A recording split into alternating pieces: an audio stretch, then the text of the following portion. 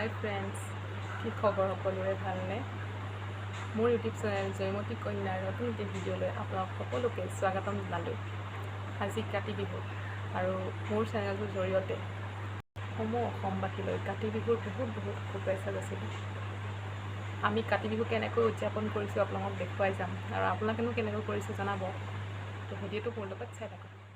মই ৰাতিপুৱা গা পা ধুই উঠি তুলসীৰ ঢাপটো অকণমান চাফা কৰি দিলোঁ। মাটিখিনি সমান হৈ থকা নাছিল, যিহেতু গছ পুলিবোৰ হৈ আছিল তলত। মই ভালদৰে হাতেৰে সমান কৰি মুচি দিলোঁ।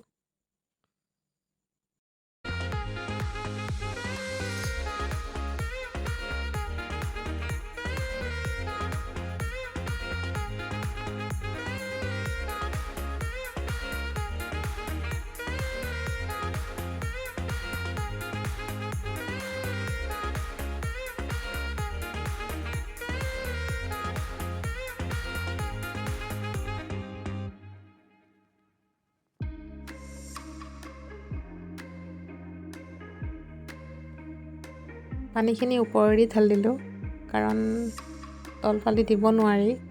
আৰু বেৰ দি থৈছোঁ, কাৰণ আমাৰ ঘৰত ছাগলী আছে। ছাগলীয়ে তুলসী পুলিটো খাই দিয়ে, সেইকাৰণে এনেকৈ বেৰ দি ৰাখিছোঁ।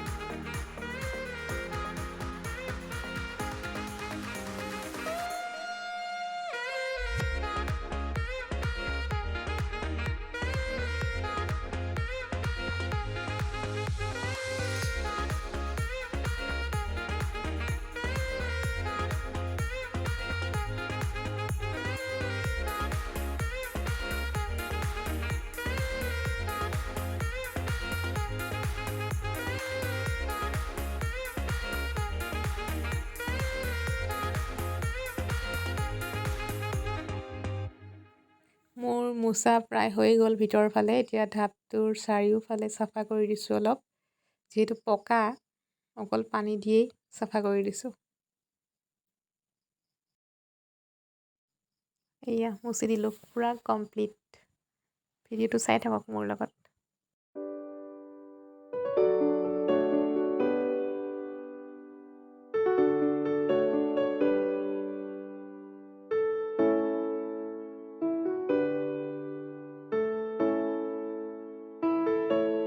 এয়া সন্ধিয়া তুলসী টাবত চাকি দিলোঁ।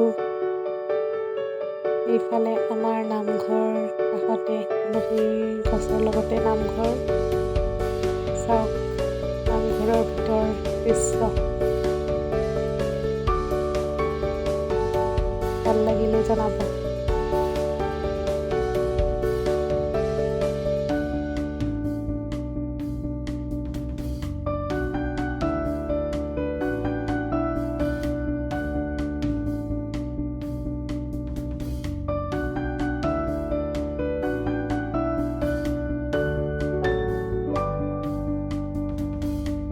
জীৱনত প্ৰথম আজি নিজে পিঠাগুড়ি খুন্দি নিজে পিঠা বনাইছোঁ আৰু সহায় লোৱা নাই। নাজানো কিমান দূৰ সফল হৈছোঁ। বনাব জানিছোঁ নে নাই কমেণ্ট কৰি ক'ব।